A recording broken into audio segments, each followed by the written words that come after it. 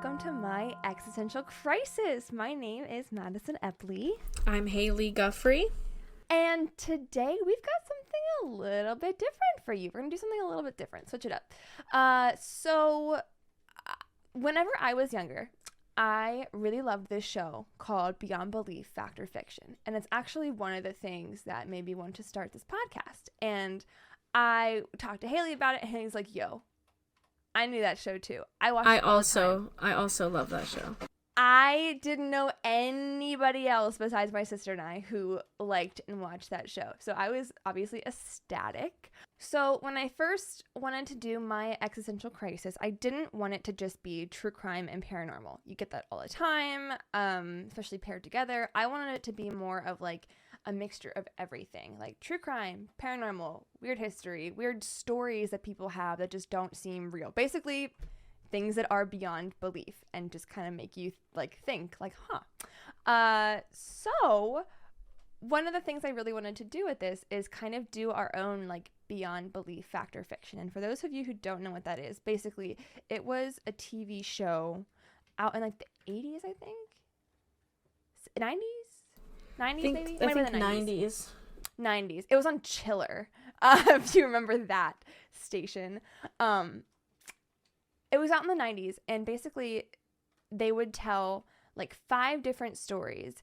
They were all kind of crazy or had like a weird twist to it, and some of them were true, some of them were completely made up, but you would have to guess at the end which ones were true and which ones were made up. So, here's how it's gonna work.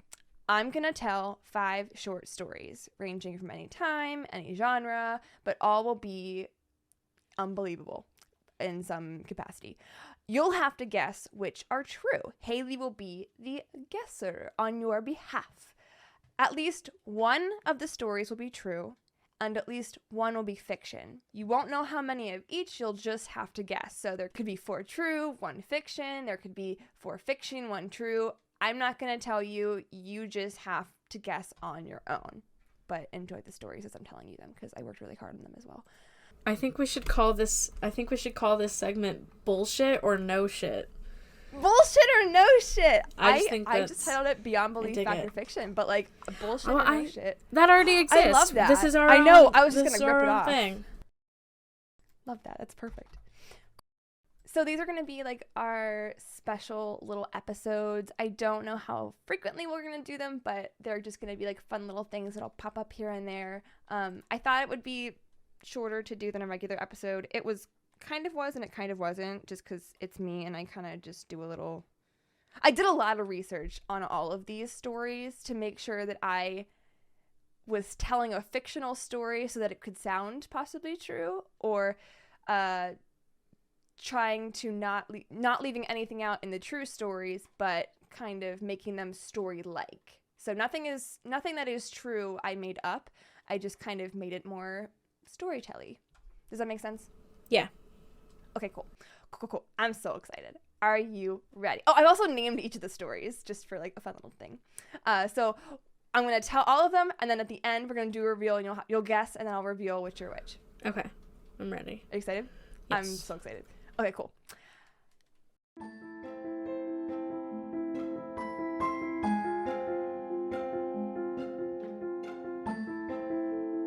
This is number 1, the luckiest unlucky person. Violet lived a life surrounded by illness and death. She was the first of 9 children, 3 of which died at a very young age. She spent most of her childhood taking care of her siblings despite herself being very ill.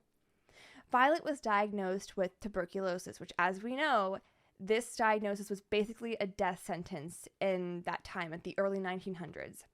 The doctors told her family to count their days, make the memories while they had them, but miraculously, Violet got better, and she survived.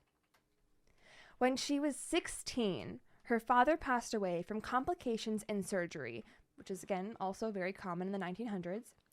And now, not having any means of financial support, her mother took a job as a stewardess on a ship. And if you don't know what a stewardess is, That's basically someone kind of like a housekeeper on a ship. They, turn over the beds, do some cleaning, basically just make sure everyone's taken care of on the ship. So her mother is now a stewardess, and Violet, she hung back at a convent because it was free and took care of her younger sister while she was there. They didn't have anywhere else to go. They didn't have any money now. There's no means of that coming in. So, that's where they hung out. Then her mother became very, very ill, and she couldn't be a stewardess anymore, and Violet decided she needed to take care of her own family, so she left the convent to become a stewardess herself and follow in her mom's footsteps.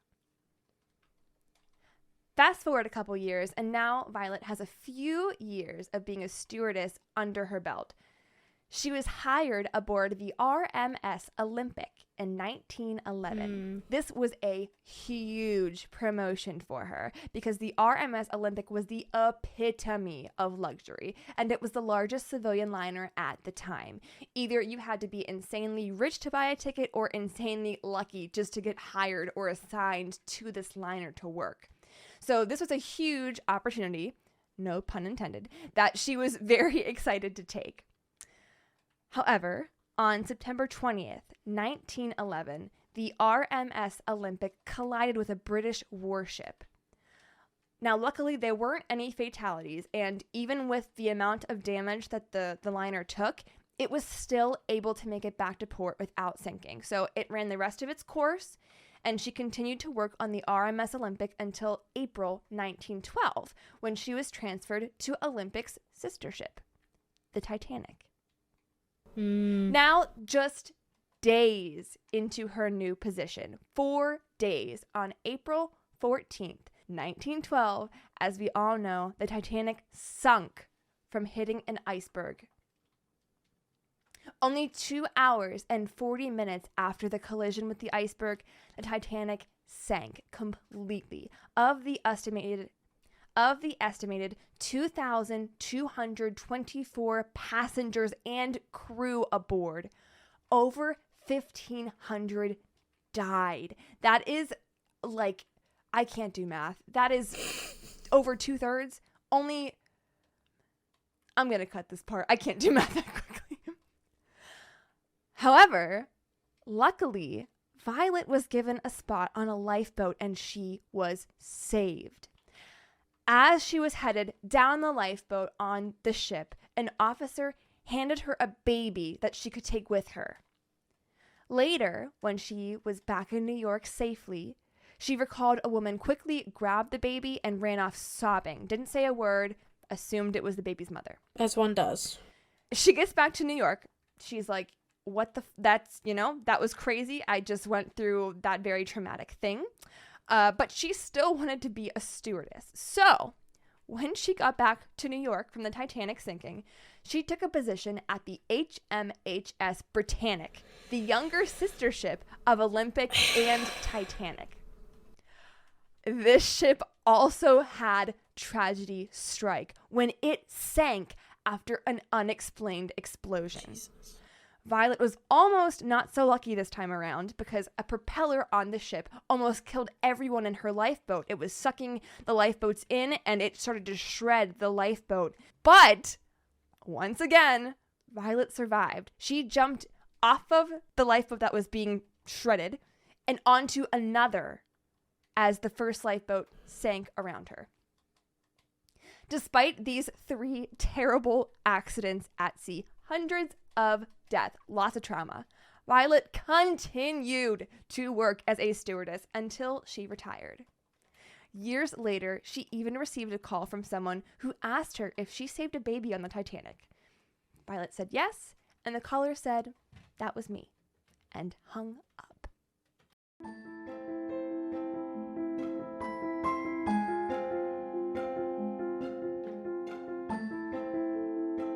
Number 2. Dream a Little Dream. On October 5th, 1972, Robert McGinley woke up sweating from a terrible nightmare he had. Robert worked as a bus driver for his city, and this nightmare felt so real it shook him to his core. His dream started off normal, just going through his normal day, he woke up, made himself a cup of coffee, made himself a pastrami sandwich for lunch like he does every day, and went to work. Again, everything was normal, a totally boring dream up to this point, unmemorable even.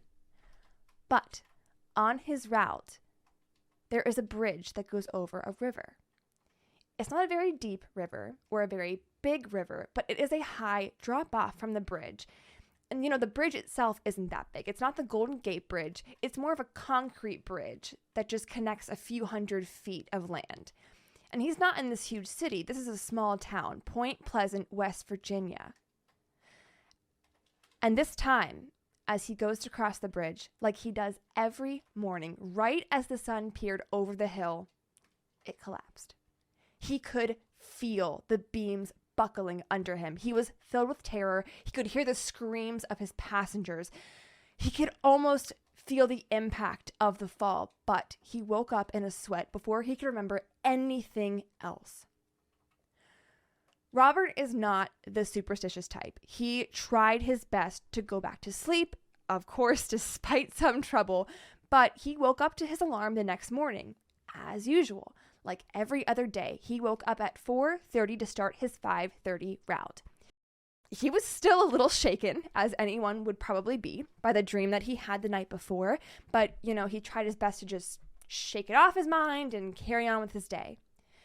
He puts on his work uniform, makes himself a cup of coffee, makes that pastrami sandwich for lunch that he does every day, and he's off to work. But despite trying his best to continue on his normal routine, he just has this bad feeling, this sinking pit in his stomach. He's trying to shake it off and snap out of it. But on his way to the bus depot, the feeling just grows. By the time he reaches the bus depot, Robert is not in great shape.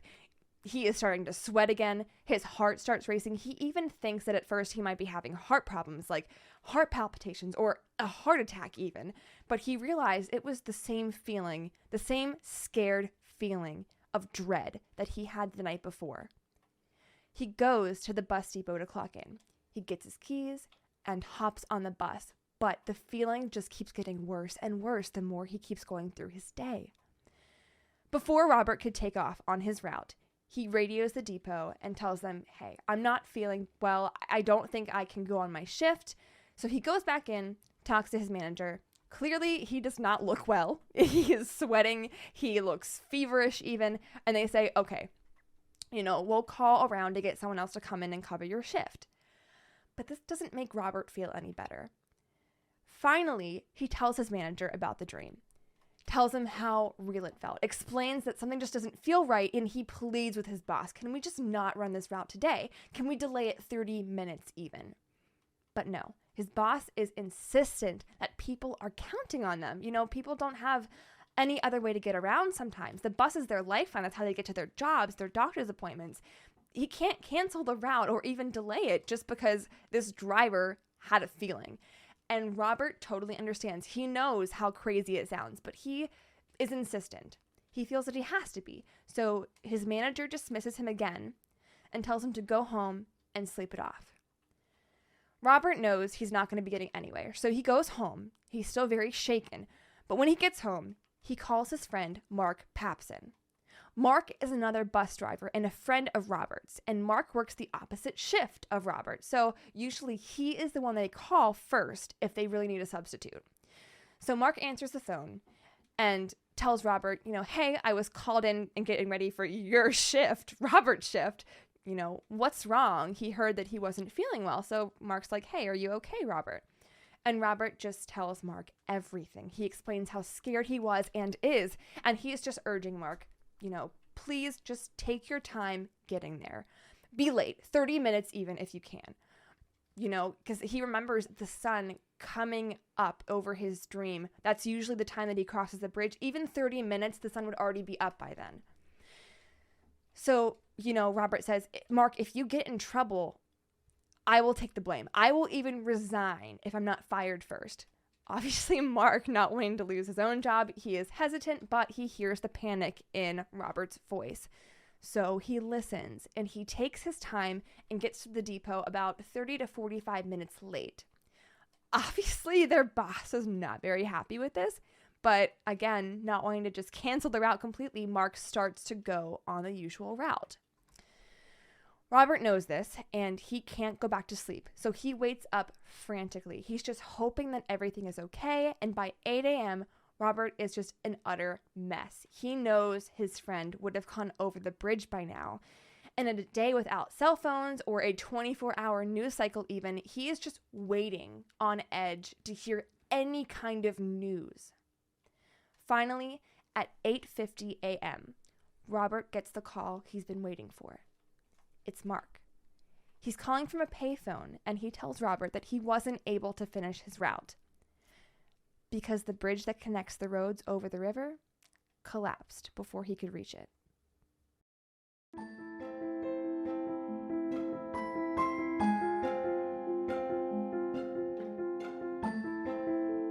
Number 3.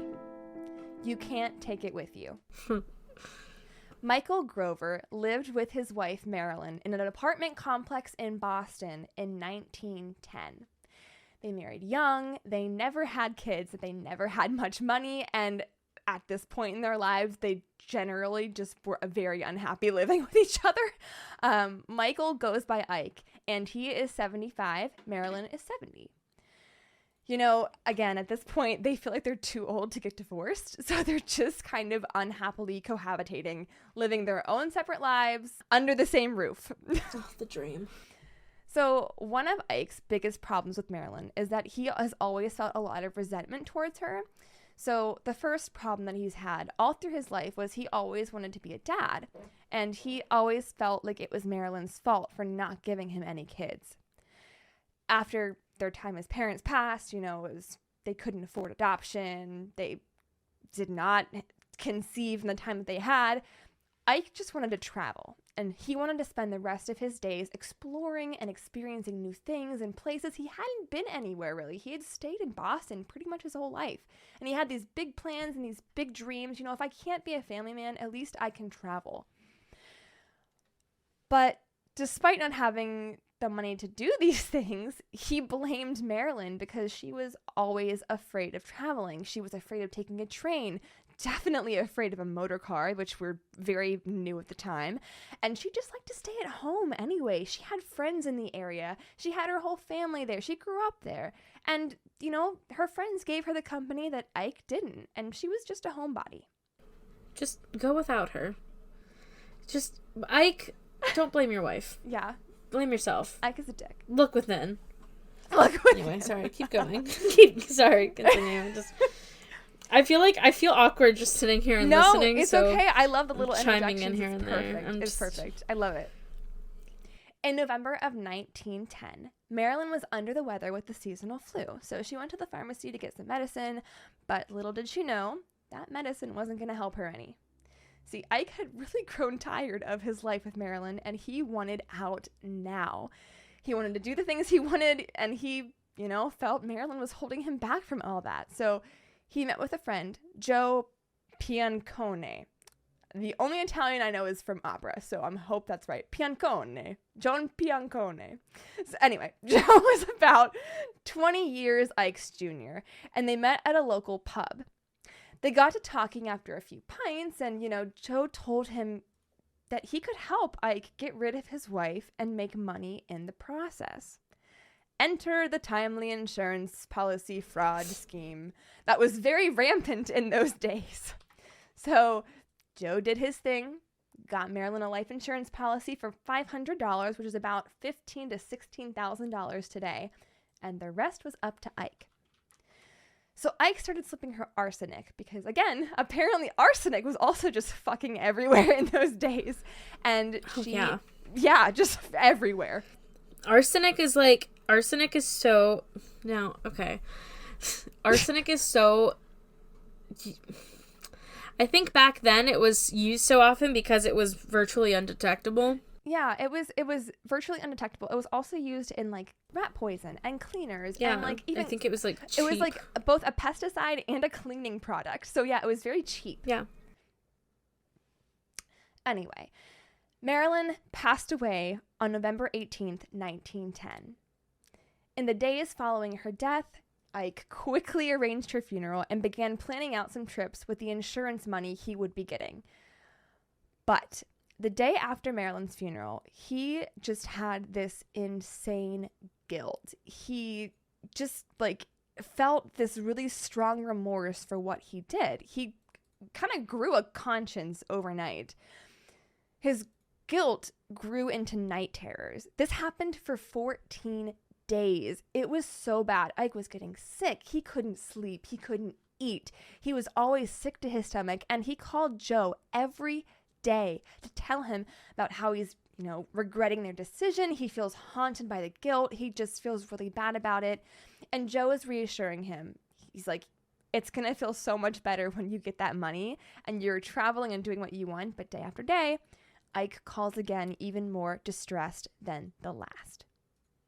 Finally, on the 15th day after Marilyn's funeral, Ike gets his insurance payout.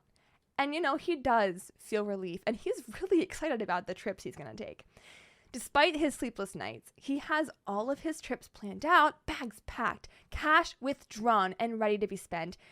Ike calls up his friend Joe one last time before he leaves, and he thanks him for the reassurance and for helping him with this plan. Ike goes to sleep, eager for a fresh start in the morning to do what he wants. But he doesn't make it to morning. Ike is found frozen in his bed by the bitter cold 5 days later. The landlord received a report of a smell coming from Ike's apartment, so he went to investigate. They found Ike. A window was left open in the bitter winter cold, and police concluded that he had frozen to death in his sleep. A funeral was planned, and 20 days later, a check was collected by what seemed to be Ike and Marilyn's only living relative, a nephew named Joe. The same Joe who had helped Ike with his plan. See, Joe had done this before. In fact, he had done this to 6 other couples in a 10-year span. Joe would befriend elderly married men who seemed to dislike their wife, convince them to use the life insurance scheme, and then make the husband's death look like an accident or like it was natural causes. Then he would collect both payouts. He would steal the wife's payout from the husband, kill the husband, and then collect the insurance money from him. Essentially, it was this 2-for-1 deal.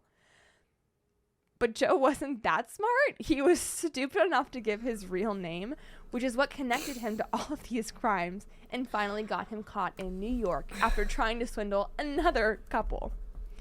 Joe was sentenced to spend the rest of his life behind bars in the Sing Sing Correctional Facility in New York. He died at the age of 81 in 1942.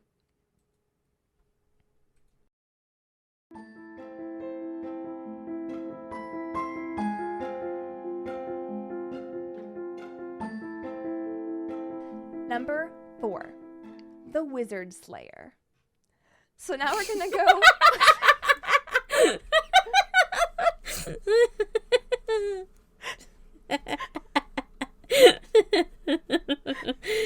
I'm glad you're laughing. I didn't expect that. I didn't see that one coming. I know. That threw me a little. Anyway, you can, yeah. Okay. The Wizard Slayer. The Wizard Slayer. So, all right, go ahead. I'm good now. You're good.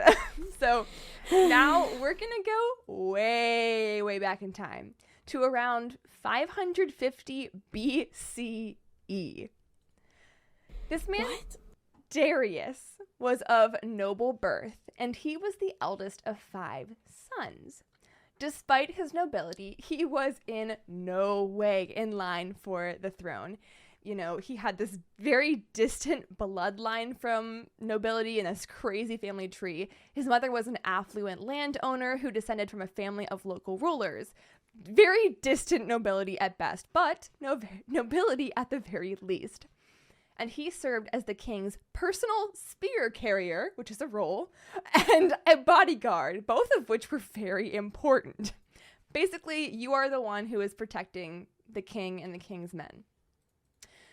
So Darius is in battle with the king and his men, doing what he does best, carrying his spear, protecting the king, when a fellow army officer named Cyrus had a dream that Darius had wings and stood upon Europe and Asia, which is what the known world was at the time. And Cyrus interpreted this as a danger to the future of the empire and that Darius would one day rule the world. But Cyrus's son was the one in line next for the throne, not Darius. And this made Cyrus suspicious that either Darius was treasonous or at the very least plotting something of the like.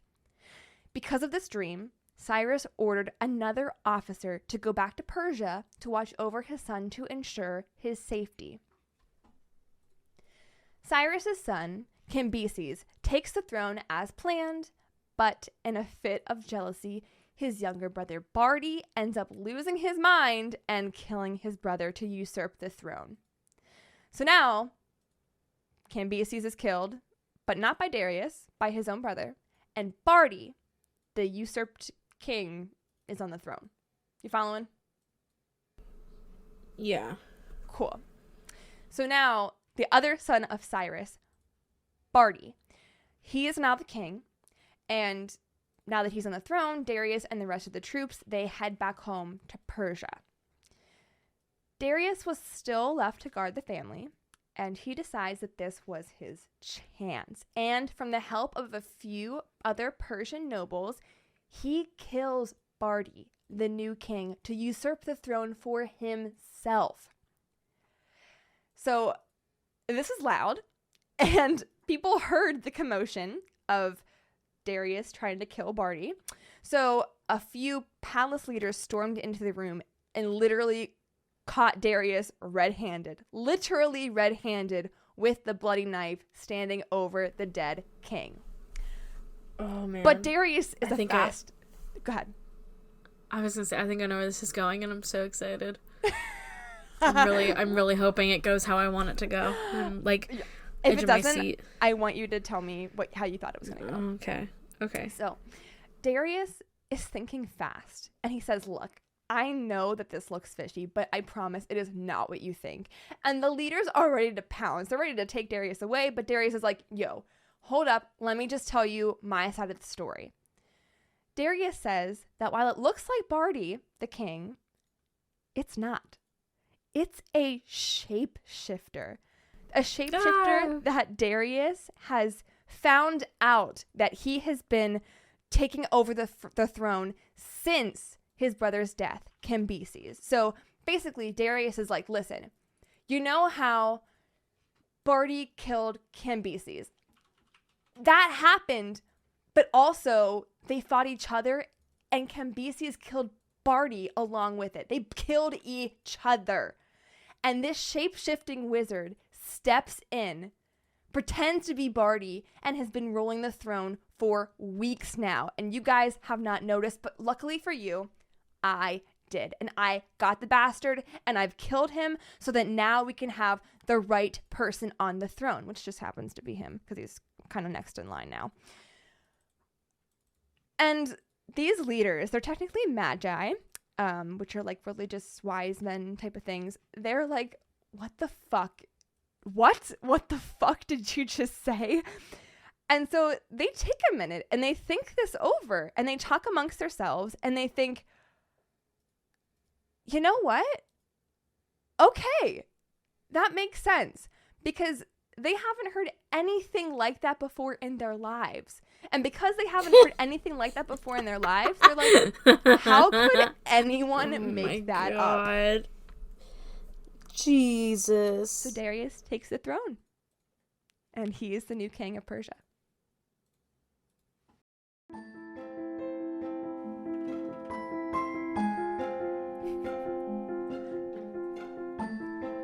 Last one, number 5, My Own Detective. In February of 1977, police were horrified to walk into a nightmare of a scene. Teresa Bassa, a middle-aged healthcare worker, was found naked on her bed, stabbed multiple times, and left burning under a mattress. Teresa moved to the U.S. from the Philippines a decade earlier, and she loved music. She was super smart, and just everyone loved her. After interviewing her friends and family, the case was going very cold very quickly. There was no one the police found that even disliked her, let alone would commit such a gruesome crime against her. DNA was not a thing back in the 70s, and there was no other clues except for a single note in her diary that read, "Get tickets for A.S." Initials. 6 months later, the case was still cold as ice. No leads, and at this point, it was looking like it would just never be solved. Except one day, a strange tip came into the police. A surgeon called in, and he said his wife had some very interesting information. See, the surgeon's wife also worked in healthcare alongside Teresa. They worked together. The surgeon worked with them, too, at the same hospital. They were all friends. And the surgeon claimed that on 3 separate occasions, his wife had become possessed by Teresa herself. His wife would fall into a trance-like state and speak in Teresa's native language, Tagalog. His wife was familiar with the language, but she rarely spoke it herself. In Tagalog, as Teresa, the wife said, "Doctor, I would like to ask for your help. The man who murdered me is still at large." And when her husband asked who she was, she replied, "I am Teresa Bassa." Still possessed, Teresa spoke through the wife, telling the surgeon that she was murdered by a man named Alan Shue, who came over to repair her TV. But then he stabbed her and he stole her jewelry. Obviously, the surgeon is hearing this from his wife, and he's not believing what he's hearing, but after 3 nights of this, he knew he needed to tell someone. Obviously, the detectives were skeptical at first, and I mean, who wouldn't be? But they did actually take the surgeon and his wife seriously, and they realized that Alan Shue had the initials A.S., like they found in Teresa's diary. And the doctor and his wife actually knew Alan Shue, and so did Teresa.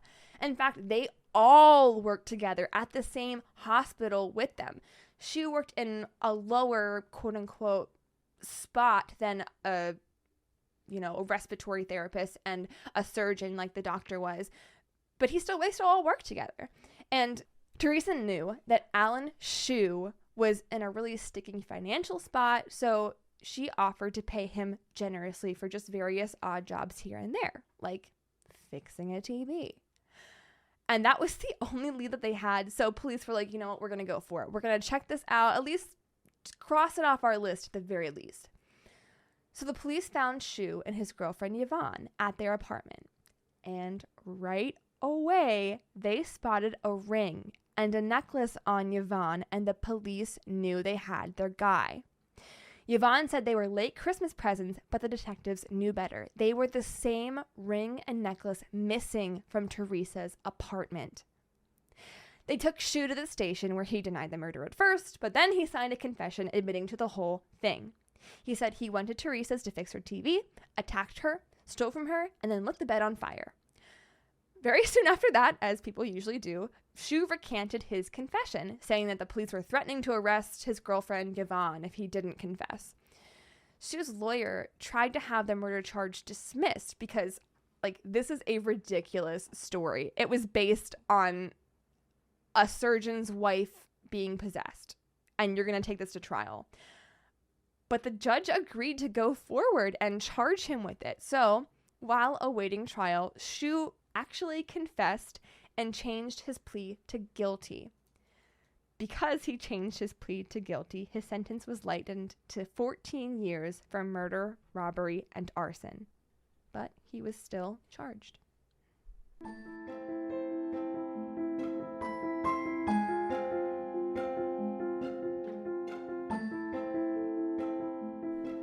All right, Hailey, I hope you liked all those stories. I worked really hard on all of them. So now we have the review. Right. I didn't lie for any of the true ones. I did change some names just so that it was easier for people to follow at home. Believe it or not, I did change names to make it easier for people to follow. And that was about it. I didn't change anything else. Everything else is true in the true stories. So we're going to run through a recap real quick. The first one First one was called The Luckiest Unlucky Person, and that was about Violet and 3 times she was on a ship that sunk and survived, and then still went on to continue to be a stewardess, even after all that trauma. All right. Okay. I'm going to say that one is true. You are correct. Hell yeah. I actually didn't change her name. I just didn't give her last name. So Violet Jessup, she wrote memoirs, obviously, because I hope she would. She described in her memoirs that on the Titanic, she was ordered to be on deck to serve as an example of how to behave for the non-English speakers who couldn't follow the instructions given to them. So they didn't know what was happening. They were panicked. So she was trying to help them explain and understand what was happening. I'm sure most of them, unfortunately, did not make it. But she watched the crew load the lifeboats. She was given the baby. She got that call afterwards. And one of her friends even said, I think that was just a hoax. It was actually the person who was helping her with her memoir. And she's like, I have not told that story to anybody else except for you. You're the only one I have told that story to. So, she had to believe that was true. Also, while the Britannic was sinking, Jessup and other passengers were, like I said, basically killed by the ship's propellers. They were sucking the lifeboats in and shredding them. And she did get a traumatic head injury from jumping to another lifeboat, but she did survive that, which is pretty nuts. What a badass. I know, right? She's so fucking cool. I hope I'm as cool as her when I grow up. I know, right? Man. She lived to be 83. I'm looking her up now. She did. So cool. She did. She lived a long, fruitful, I think it was like the 70s when 1971 she died. Yeah. Cause of death? Go? Cause of death? Heart failure. Suck it, Titanic. Literally, Incredible. I would hope it's heart failure after all of that. Like, your heart needs a break. Yeah. I love her. Anyway. Yeah. Number 2.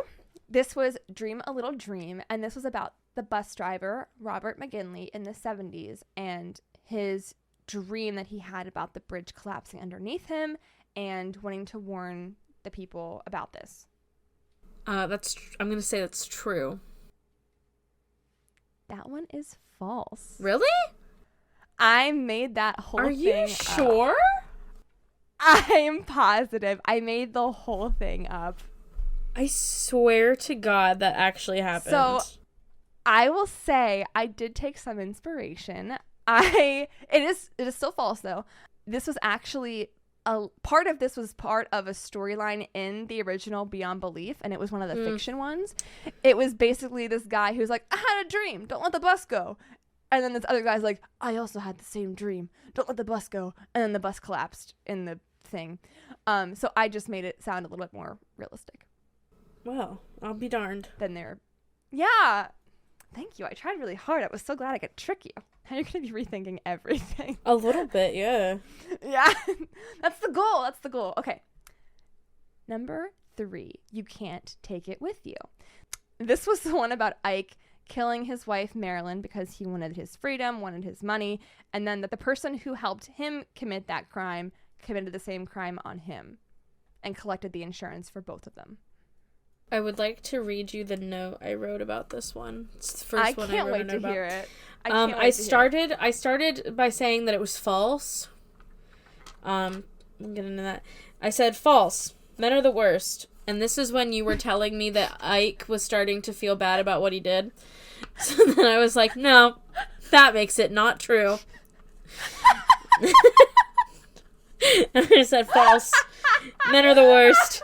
And then you said about Joe having this whole scheme and having done this to so many other people. And then I wrote, man, I don't know anymore. Men are the worst. And then I wrote that they're also stupid and I don't respect them. So I'm really torn on that because I was feeling like it was not true.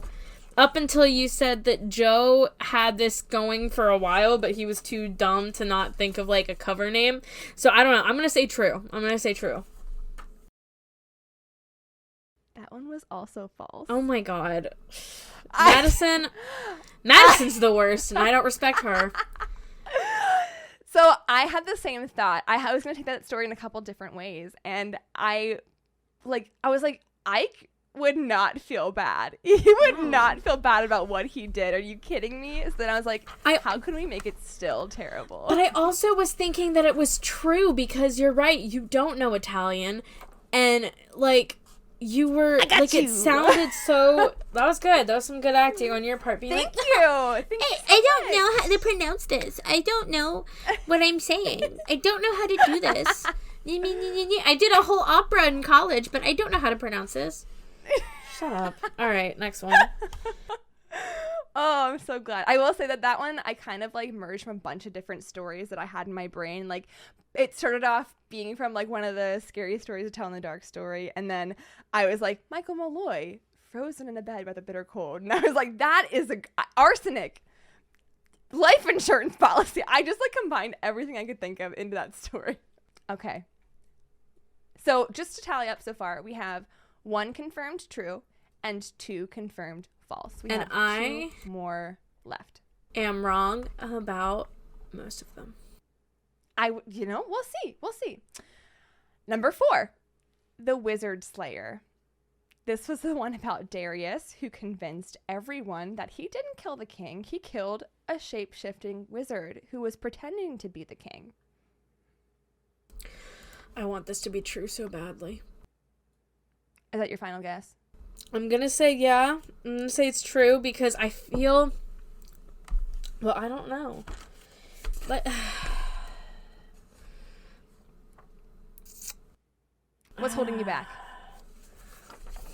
You're a bitch, that's what. That's not very kind. I know. No, you're not a bitch. I don't trust you right now. I'm just good at this. I was so excited all day, Hailey. I could not wait for this. I'm really mad about that second one. I'm really mad you got me on that. Are you second impressed? One. I was so sure. I'm impressed. I was so myself. because okay, for those of you who don't know, we talked about it earlier this week. Not what she was gonna say, but like she was like, I really hope you don't know any of these. And I was like, well, even if I do, I'll just pretend that I don't. And I didn't know. I was like, oh, this is one I'm going to have to be like, oh, I think that's true. I think maybe. It might be true. Maybe. I think I've heard of this one before. And it's fucking fake. I'm annoyed about it. I'm going to say it's true. It sounds too, I'm with the Matt. It sounds too stupid to not be real. Final answer? Yes, true. You're correct. Oh, thank God. After Darius became king, they called him Darius the Great or Darius the Wizard Slayer. Did they ever find out that he was full of shit? They absolutely did. And actually, there were people didn't believe him. The Magi guys believed him, but like nobody else did. There were riots after they heard that he killed them. What if he was telling the truth though? Like, what if he wasn't? He wasn't. What if he was? He wasn't. Listen, you know me. I think mermaids are real. Anything's possible. Okay, here's the thing. So Darius goes to his grave saying, he's saying like, hey, I didn't say it was a shape-shifting wizard. I was just the next in line for the throne. And they killed each other. Basically, he says everything about the shape-shifting wizard thing minus the shape-shifting wizard. He's like, they killed each other and I'm next in line. And then there was a story about the people trying to decide who was next in line for the throne, and they decided whoever's horse neighed first would be the one to win the throne. What the hell? I know, it gets even weirder, Guff Puff. And this story was talking about how one of Darius's like manservants stroked the horse's genitals so it would neigh on command, and it did. And they're like, "Oh, Darius, you're our new leader." I wish I were fucking making that up, but I read that in one of these articles. But you don't think? Never mind. I'm not gonna. No. I don't know. I don't need to. Who's touching on what? But I don't know. No. Okay. Last but not least, number 5, My Own Detective. This was the one about the woman who basically solved her own murder by possessing one of her friends. True. True? Yes. This one is true. You're right. Hell yeah. I changed Teresa. Sorry, it's Teresita, and I just changed it to Teresa. So maybe you'd be like, Madison wouldn't make up Teresita. So I just made that a change. But yeah. Okay. Oh no. What the fuck was that? Don't worry about it. What the fuck was that? Don't worry about it. What the fuck? I spilled water. There was more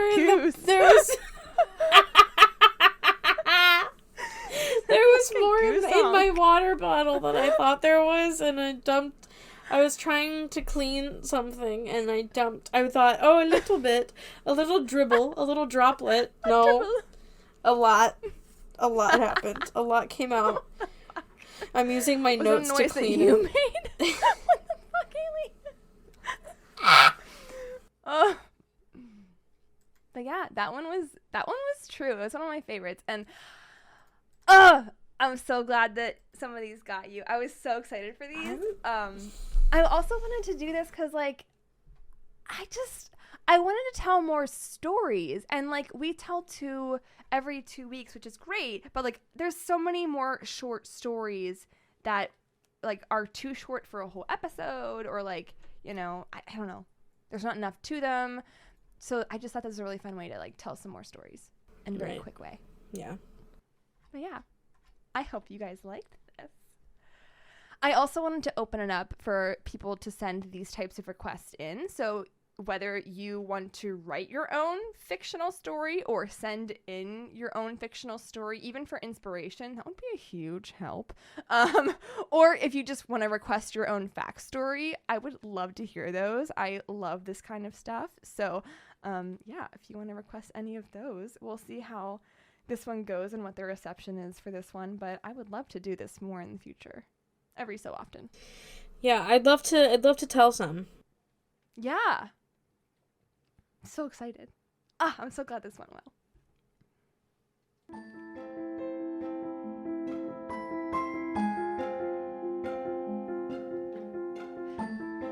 I hope you guys liked this It's a special episode. Let's just say special that. episode. I hope you guys liked this special episode of My Existential Crisis. And Bullshit or No Shit. That is the new title of this segment episode thing that we're doing here. I love that, Hailey. I'm so glad that you came up with that. It's great. I have good ideas sometimes. You do have good ideas. This is why I wanted to do this with you, because you do have good ideas sometimes. All right. As usual, you can find us on social media, Instagram, Facebook, Twitter, at MECPod. You can email us suggestions at myexistentialcrisispodcast@gmail.com. Also, you can like follow Hailey and I on social media if you want. We do not bite. We're very nice people.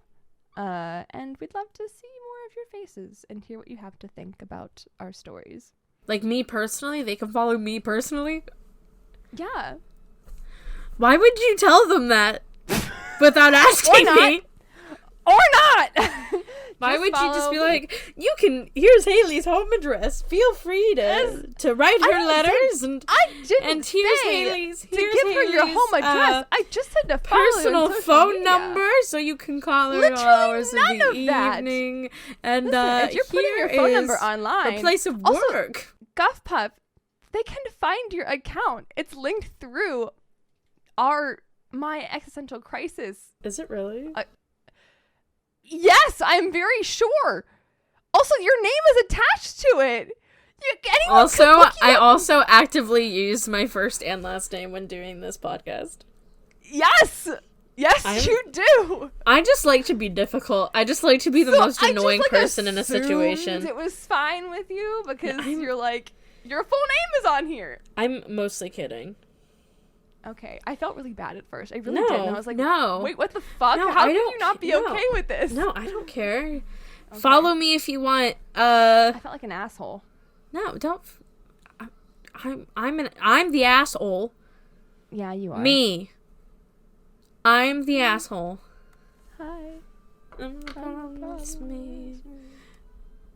If you want more of this, you know where to find it. Bye. Bye, guys.